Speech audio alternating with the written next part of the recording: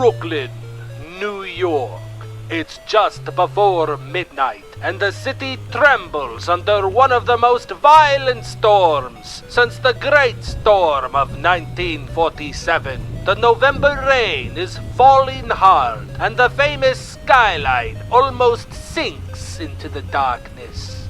Strong winds whistle between the massive skyscrapers and shake the windows in their frames. In this weather, you wouldn't want to leave the dog out. All the more cozy then for Mario and Princess Toadstool to be inside before a warm fire in her apartment. Like many Nintendo characters, they are currently living in one of the big skyscrapers in the heart of Brooklyn. They eat their little midnight supper with relish and surrender to the pleasant atmosphere. Crash! A blinding flash strikes, followed by a mighty thunderclap. With a cry, Toadstool drops her milkshake and throws herself into Mario's arms. The two are plunged into darkness. Has Mario cleverly staged this blackout? No way! If you look carefully, you'll see he's just as flustered as Toadstool. But of course, he does his best to calm her. Don't panic, dear princess. Hold on to your Mario. You don't need to be afraid. The lights will come back on. But I'm terrified. Even as a child, I always hated going down into the dark basement.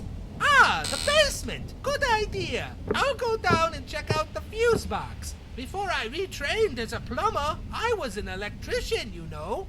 I'll be back in 2 minutes. In the meantime, snuggle yourself up in front of the fire. But make sure you leave some hamburgers for me. Okay, just be careful. I read in the newspaper that evil creatures live in dark basements. Don't be away too long, dearest. Evil creatures? Bah, there's no such thing. Or maybe I should be afraid of that mouse over there. This must be the fuse box room. Hey! You guys are down here too! Holaru!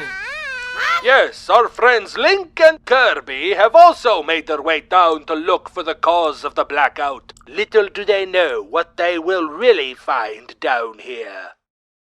Suddenly, a strange murmuring enters their ears. What could it be? A demonic whisper in the middle of the night from the depths of the basement. It's no wonder they start trembling all over.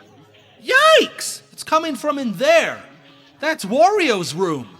But it doesn't seem like he's alone. Maybe you should check it out, Mario. I'm suddenly feeling, a little tired. What Mario sees through the door almost makes him take leave of his senses. The blood freezes in his veins. It's an all-out monster party. They're all here. Jason, Chucky, Leatherface, and many of their friends from the world of mummies, zombies, and skeletons. With a broad grin, Wario is sitting with his demonic buddy Abagor. They seem to be hatching a diabolical plan. Listen well, Wario. You have to do me a favor. As an agent of hell, I have my eye on this cute little skyscraper you've got here. My minions desperately need new housing, and as the caretaker, you have the keys to all the rooms. Let's have them. These Nintendo wackos surely must be a thorn in your side. Let's throw them out and make space for the creatures of hell. Your plan doesn't sound so bad, but I've got a question for you, Abagor, my friend. What's in it for me? You know, one hand washes the other. Understood. I've got a very nice idea that you're sure to like. Is it not true that you've always dreamed of possessing Toadstool? Wario's eyes brighten. I can easily manipulate her mind. Then she'd only have eyes for you, and that oaf Mario would be out the door. Imagine his face when Toadstool gives him the bum's rush. How do you like my plan now, Wario? Is it not exactly what you always wanted? Quickly then, sign the contract. Everything's ready to run like clockwork. Trust me, evil is unstoppable. Sign now! It's Wario's greed that's unstoppable. The thought of Toadstool brings him to the brink of madness. Without much hesitation, he signs the hellish contract. Surely, at this moment, the fate of the other residents has been sealed. Yes, neatly now. Don't make any mistakes. Very good, very good. These are the keys to all the apartments. You know what to do with them. Your friends will feel right at home here. My campaign, A Nice Day for Demons, is reaching its climax. I'll distribute the keys right away. Our three friends can't believe it. They didn't expect that even the nasty Wario was capable of this kind of cruelty. But what to do? We're in for it now. How right he was! The chaos begins! Werewolves, skeletons, mummies, zombies, and more take off to find the apartment that fits their key. Their diabolical enthusiasm knows no bounds. The peaceful inhabitants of the tower have no idea of the inferno that's about to befall them. Only Mario, Kirby, and Link are witness to this close encounter of the evil kind. That scoundrel! He just handed over the keys. I can't bear to think of what's happening up there. I'm feeling faint. I feel the same. For heaven's sake, Toadstool's up there. If those monsters get her, and we can't do anything about it. Hey, crybabies! Better come over here. There's a strange box with a name engraved on it. Too bad I can't read too well. What does it say? Van Helsing. Wait a minute. That's not the guy who did Count Dracula, is it? That's it! Completely at random, Kirby has discovered the legacy of the legendary vampire hunter. Our three friends prepare to open the chest. The tension mounts. A sword? A crossbow? At first, they don't know what to do with the contents of the trunk. But soon they realize that these items are not toys. Bit by bit, they become familiar with the weapons they've found. Out of curiosity, they also try out the clothes stashed at the bottom of the chest. Our heroes look a bit shy with their new outfits. They also seem hesitant about some test tubes they found in there. But Kirby pulls himself together and downs the blood-red serum.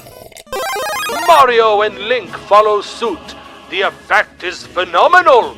Within seconds, our cautious friends turn into a band of belligerent ghostbusters. The look in their eyes tells 1,000 words. They're ready for anything. Make way for the heroes of the century.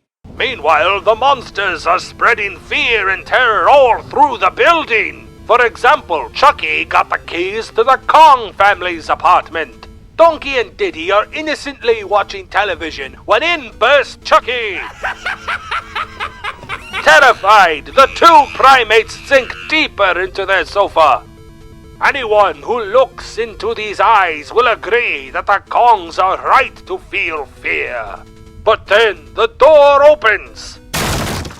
Nothing can hold back Mario now. The thought of Toadstool makes him a fighter without fear or reproach.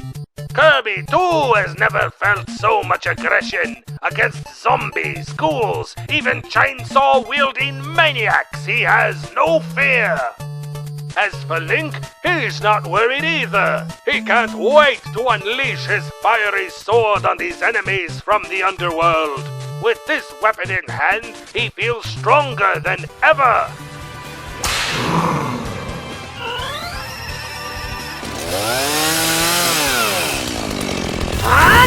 Now I playing with power!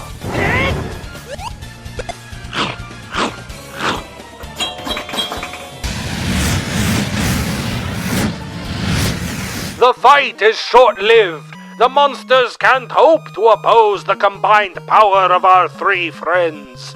They run for the hills as quick as they can, and Abagor is nowhere to be seen. Huluru! We did it! That wasn't so bad. I'm sure that's the last we'll see of those underworld fiends. Yippee! Nicely done, pals. Diddy and I could have handled that in half the time, but that was a pretty good start. It was fun to watch. We should store this chest somewhere safe. We might need its contents again one day. You never know. No way! They won't be coming back. We'd be better off hiding this creepy old crate in the deepest corner of the basement, so it doesn't fall into the wrong hands. Friends, I'm so tired. I've got to get home to bed. Have you seen what time it is? The hours just fly by when you're busting monsters. Good night, Kirby and Link. Watch out for zombies in your blankets. Just kidding. Very funny. Say hello to Toadstool for us. Hey, tomorrow is Sunday. We should all take a nice trip together. Not a bad idea. After a night like this, getting away has an appeal.